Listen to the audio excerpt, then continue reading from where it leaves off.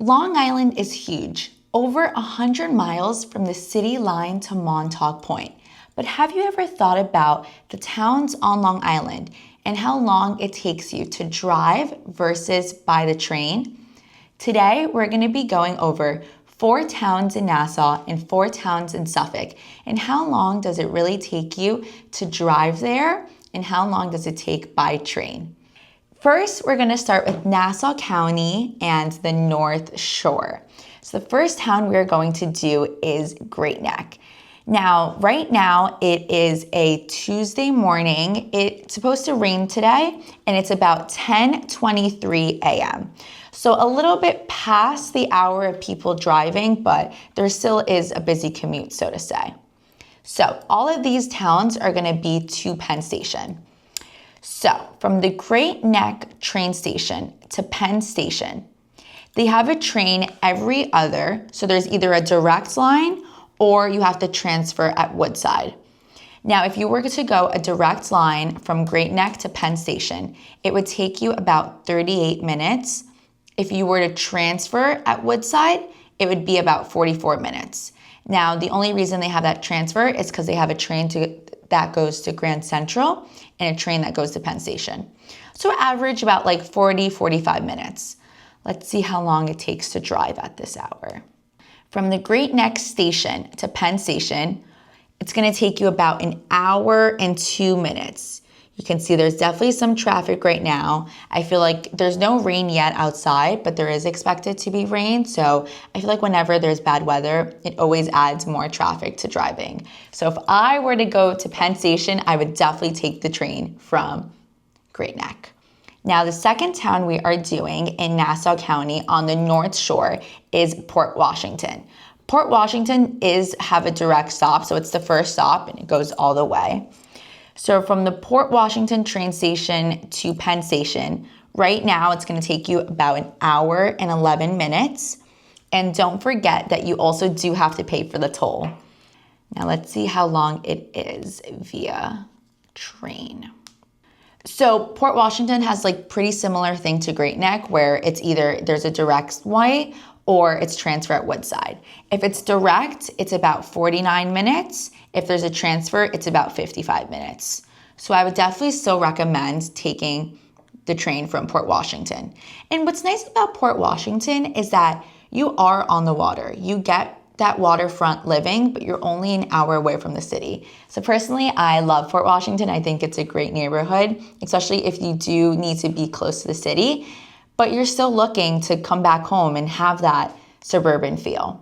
Now, the third town we're going to talk about, still in Nassau, but we're going to go more down to the South Shore. So we're going to do Long Beach. Now, Long Beach is similar to Port Washington, where it's the first stop, and you're also on the water, which is super amazing. And so Port Washington's all the way north, Long Beach is all the way south. So from the Long Beach station to Penn Station to drive right now is an hour and 24 minutes. I'm not surprised because Long Beach is pretty down there.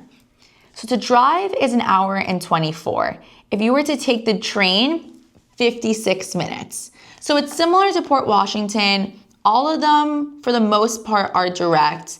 They have only one I see in the afternoon that you have to transfer.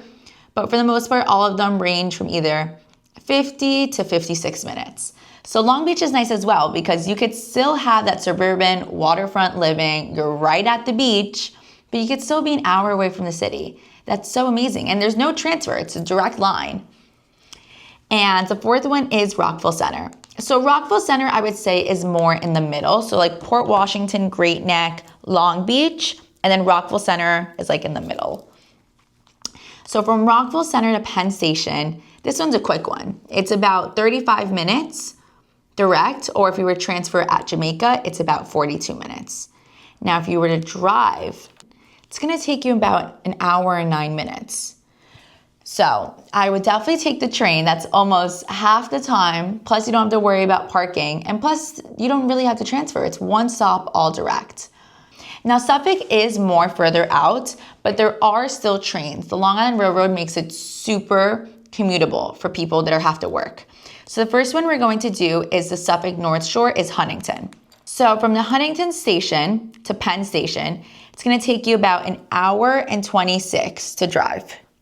There is a direct one because Huntington is the first stop. So you get on the first stop, you do all the stops, and then you're at Penn Station.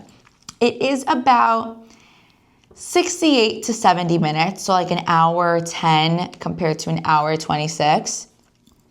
That's still not too bad. If you want to live in Suffolk, you want to live in Huntington. Huntington is a very lively area. They have a whole strip over there. There's tons of restaurants. There's a Paramount where they have a bunch of comedy shows and concerts. So it still is a good area to live in if you still need to commute in the city. Now, will your ride be longer than if you were to live in Nassau, especially Rockville Center? Yeah, but depending on where you're looking to be. Now, second one is Port Jefferson. Port Jeff is pretty like North Shore. Like if Port Washington's North Nassau, Port Jefferson is North Suffolk.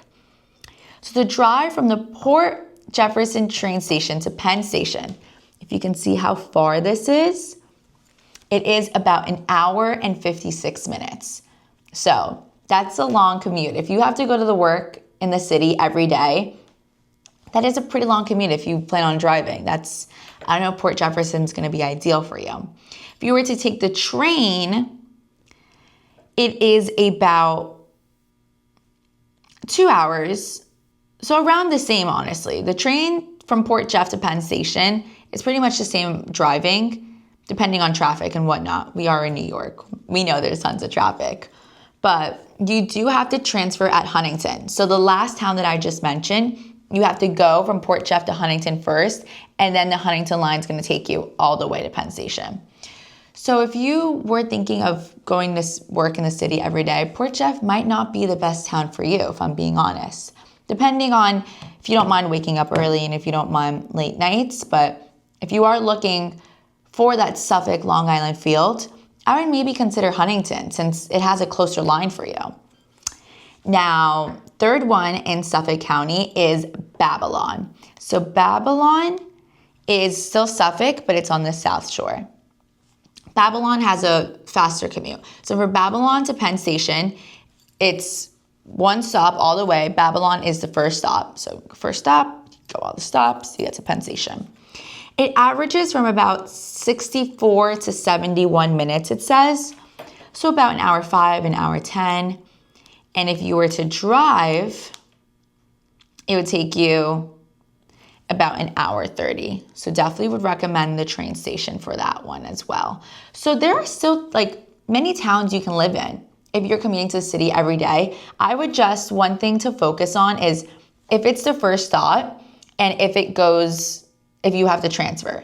I know personally, like when I have to transfer, sometimes I make it seem like more of a headache. So sometimes it's easier if you're just one stop all the way. So if you're commuting to the city every day, I would consider these factors and depending on where you're looking to live.